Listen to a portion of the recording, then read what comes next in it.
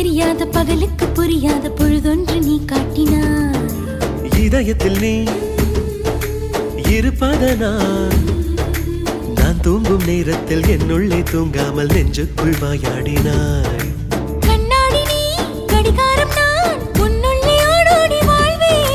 காதல் எனும் கடுதாசி நீ என்றென்றும் அன்புடன்